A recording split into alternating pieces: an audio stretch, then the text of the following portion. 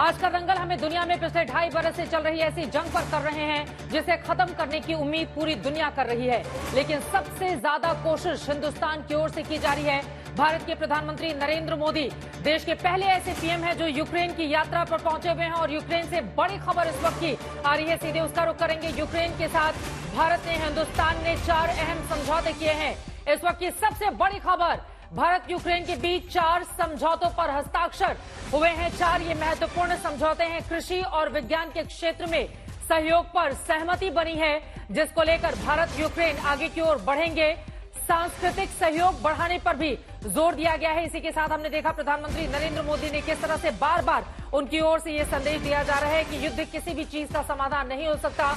बार बार बातचीत के जरिए वो आगे बढ़ने की कोशिश पर बल दे रहे हैं, ये कहते हुए कि युद्ध का ये बिल्कुल भी वक्त नहीं है।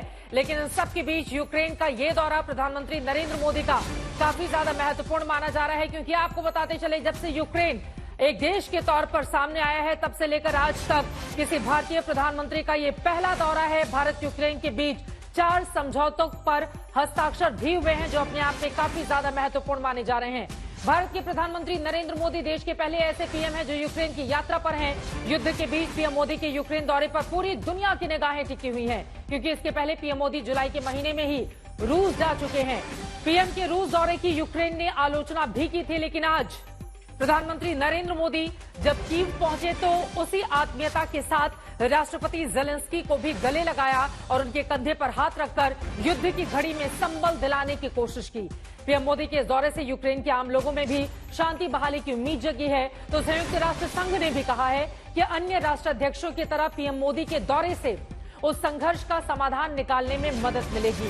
हालांकि पीएम मोदी कीव में कुछ घंटे के लिए ही रहने वाले हैं और अगले 2 से 3 घंटों के भीतर उनकी वापसी हो जाएगी।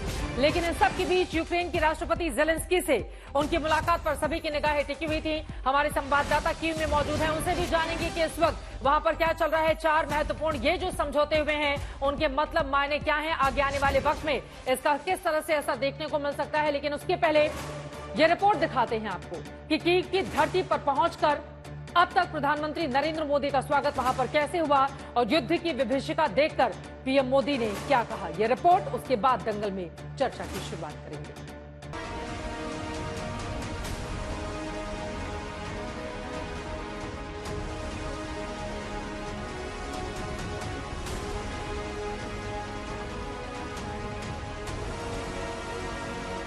जिस मुल्क ने 2.5 वर्षों से सैकड़ों टन बारूद की आग झेली हो, जहां जंग की ज्वाला में इंसानियत झुलस रही हो, जहां हर एक विदेशी की आहट पर जर्रे जर्रे के अंदर अमन की उम्मीद जाग उठती है, युद्ध की उस भूमि पर बुद्ध की धरती से शांति का संदेश लेकर पहुंचे थे पीएम मोदी।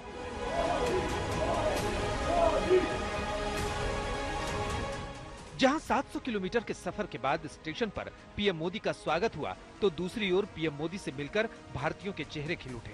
तीसरी तरफ ओएसिस ऑफ पीस पार्क में महात्मा गांधी की प्रतिमा पर पुष्पांजलि देते हुए पीएम मोदी ने सत्य अहिंसा के मंत्र को रेखांकित किया, तो यूक्रेन के नेशनल म्यूजियम में राष्ट्रपति जेलेंस्की के कंधे पर सहानुभूति के हाथ ने युद्ध से शांति की ओर बढ़ने के प्रयासों को पहचान दी।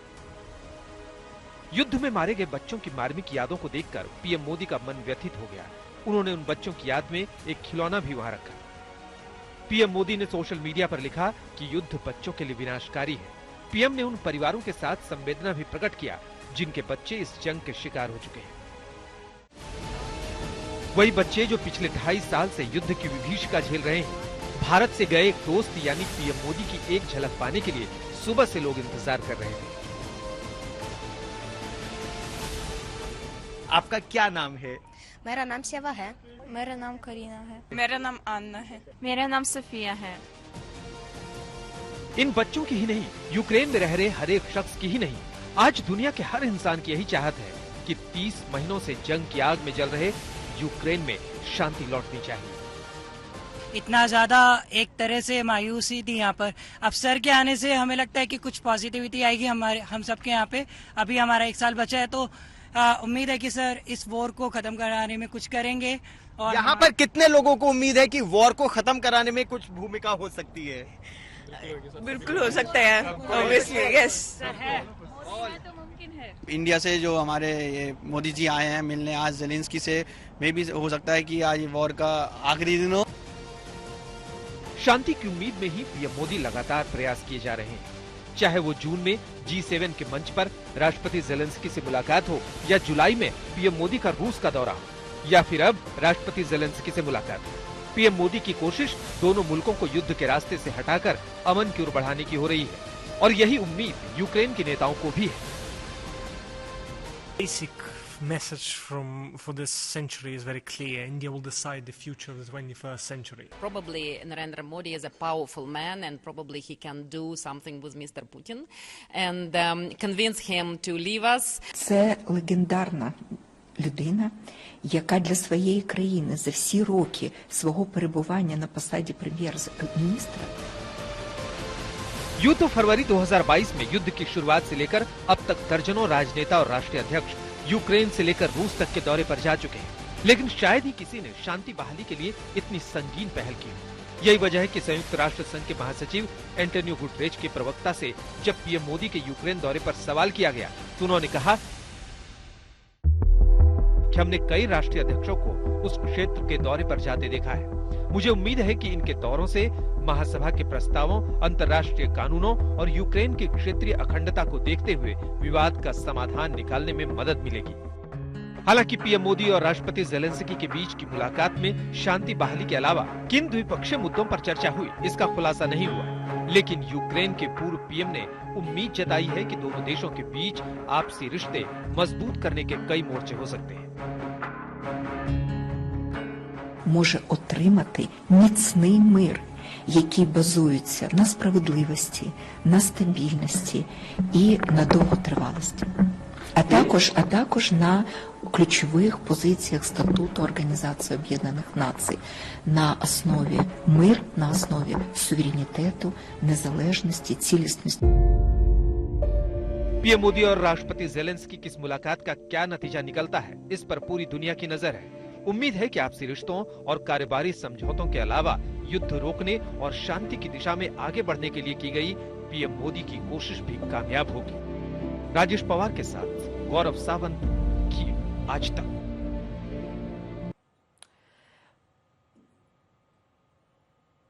फरवरी 2022 से लेकर अब तक सिर्फ नाटो देशों के लोग ही यूक्रेन गए हैं, लेकिन इस बीच प्रधानमंत्री नरेंद्र मोदी का यह दौरा काफी ज्यादा अहम और बड़ी खबर यह है कि 4 अहम समझौते हुए हैं। राजेश पवार हमारे संवाददाता इस वक्त यूक्रेन से हमारे साथ जुड़ चुके हैं ज्यादा जानकारी लेकर। राजेश, ये जो भारत यूक्रेन के बीच 4 समझौतों पर हस्ताक्षर हुए हैं, ये कौन कौन से समझौते हैं, क्या इसका एजेंडा है, किस तरह का असर रहेगा, जरा विस्तार से बताएं इसकी बाबत आप। देखिए चिता जी, कई मुद्दों पर बातचीत हुई है प्रधानमंत्री मोदी की और राष्ट्रपति जेलेंस्की की। क्या एग्जैक्ट बातचीत हुई है अभी सामने नहीं आया है। अभी एक जॉइंट प्रेस कॉन्फ्रेंस है जिसमें minister of external affairs mister Jaishankar वो बोलेंगे। वो प्रेस कॉन्फ्रेंस कुछ देर में शुरू होने वाली है, उसमें हमें ज्यादा जानकारी मिलेगी कि क्या मुद्दे थे जिन पर बातचीत हुई है, किन किन मुद्दों पर सहमति बनी है और क्या क्या कोऑपरेशन डील्स साइन हुई हैं। उनकी डिटेल्स हमें कुछ थोड़ी देर में पता लग जाएंगी। इसके बाद 4 बजे प्रेसिडेंट जेलेंस्की की प्रेस कॉन्फ्रेंस है जिसमें वो सवाल जवाब लेंगे, जहां सिचुएशन और क्लियर हो जाएगी। अभी तक जो बातचीत चल रही है उसमें यही सुनने में आ रहा है कि मेन मुद्दा वो लड़ाई का मुद्दा था कि किस तरह से शांति बहाल की जाए, किस तरह से सुलह कराई जाए, जिसमें इंडिया ने शायद कोई प्रपोजल दिया है इसके बारे में, लेकिन डिटेल्स अभी तक किसी को नहीं मालूम है। सब कुछ गोपनीय रखा गया है। शाम तक काफी हद तक सिचुएशन क्लियर हो जाएगी। ये बहुत बड़ी जानकारी आप दे रहे हैं कि युद्ध के मद्देनजर कोई, और ये तस्वीरें भी हम दिखा रहे हैं, युद्ध के मद्देनजर अगर भारत की ओर से कोई प्रपोजल रखा गया है कि भारत कैसे मध्यस्थता करके रूस और यूक्रेन के बीच फरवरी 2022 से लेकर अब तक ये जो युद्ध चला आ रहा है और इसकी वजह से न जाने कितने लोगों की जान गई है, कितना नुकसान हुआ है, इसको रोकने के लिए दुनिया भर की निगाहें हिंदुस्तान पर टिकी हुई हैं। क्योंकि पिछले ही महीने हम सब ने देखा प्रधानमंत्री नरेंद्र मोदी रशिया के दौरे पर थे और इस महीने यूक्रेन जाकर कैसे जेलेंस्की से उन्होंने मुलाकात की है और इस वक्त जेलेंस्की कुछ बातचीत भी कर रहे हैं। जैसे ही वो ऑडियो सामने आता है आप तक पहुंचाएंगे।